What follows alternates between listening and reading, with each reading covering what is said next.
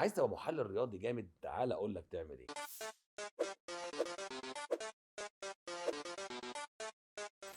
عشان تبقى محلل رياضي جامد لازم تقعد في نص الكلام ترزع حاجات شاذة تخلي اللي مش مركز ما يركزش اكتر، ويقعد ساعة يترجم انت كان قصدك مين في الحتة دي وعاوز تقول ايه في الاخر. يعني مثلا ما تقولش نص ملعب مدافع، هتبان فلاح كورة قوي، وما تقولش ديفندر رغم ان ده عادي يعني، وما كانش زيد يبقى عبيد، لا تقول اللاعب رقم 8، وتقول على صانع الالعاب رقم 10، وعلى الفرود بقى تقول رقم 9. يعني هو تخلي اللي قاعد يتفرج عليك يقول هو كان قصده مين في المركز ده، ولا اللاعب رقم 10، ولا كان قصده مين بالظبط. لازم تقعد تحير المشاهد وراك كده وتخليه يقعد يجيب قاموس عشان يترجم انت بتقول ايه. اوعى تقول هجمه مرتده، قول كونتر اتاك، وعلى الرفعه قول اوفر او لوب. تخلي الراجل البسيط اللي قاعد بيتفرج عليك في تلفزيون 2 بوصه يبقى مش فاهم انت قصدك ايه اصلا، وعايره ذله انه ما اتعلمش ولا فاهم اي حاجه في اللغه خالص، وافضل ارزع في كلام انجليزي عمال على بطال لحد ما يتعقد اصلا. وحلل اي ماتش بقى، اقعد بقى قول مان تو مان، باك تو باك، بوكس تو بوكس، اي بتنجان في كلام علام وخلاص. ارزع في اي حاجه، المهم السجع والقافيه. سيبك من الماتش اصلا، في كام كلمه لازم تحفظهم كويس قوي وتكررهم كل شويه، هم دول سر الخلطه. ديناميكيه، استراتيجيه، ملوخيه، اي حاجه بالطعميه، المهم تنتهي بايه. وفي حاجه مهمه جدا، ما تنساش تدي اهميه لاتفه الكلام، تخلي اللي يسمعه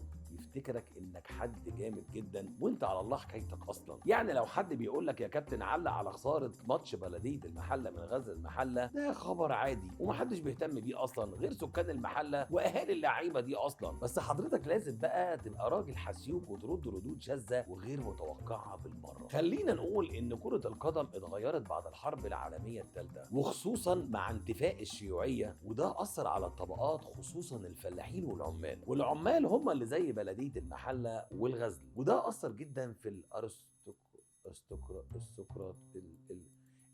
الارستقراطيه الكرويه، وزود بقى شويه حاجات عامه كده في الكوره. يعني الفريق الكسبان يبقى مدربه عرف يقرا المباراه صح ويقرا الخصم صح، وتغييراته كانت ممتازه واحدثت الفارق. اما الفريق الخسران مدربه كان سيء جدا النهارده وخسر نص الملعب وتغييراته كلها كانت سيئه. يا سلام على الفزلكه. وما تنساش بقى تقول قبل الحاجات اللي انت قلتها دي كلها، تقول ان ده الكلام اللي انا قلته قبل الماتش، حتى لو ما قلتش الكلام ده محدش هيراجع وراك، بس عشان يبان بقى ان كلامك ثقه. وبعد بقى ما تنفذ كل اللي قلت لك عليه ده، نقدر نقول لك مبروك ونديك لقب احسن معلق رياضي في الشرق الاوسط. وقابل بقى يا معلم الاتصالات والاوردرات اللي هتجيلك، بص ومش هتلاحق. وادي دقني لو حد تف على وشك وعبرك. سلام. ملوش لازمه، ملوش لازمه، سيبه. ايه اللي جرى يعني؟ انت راكك؟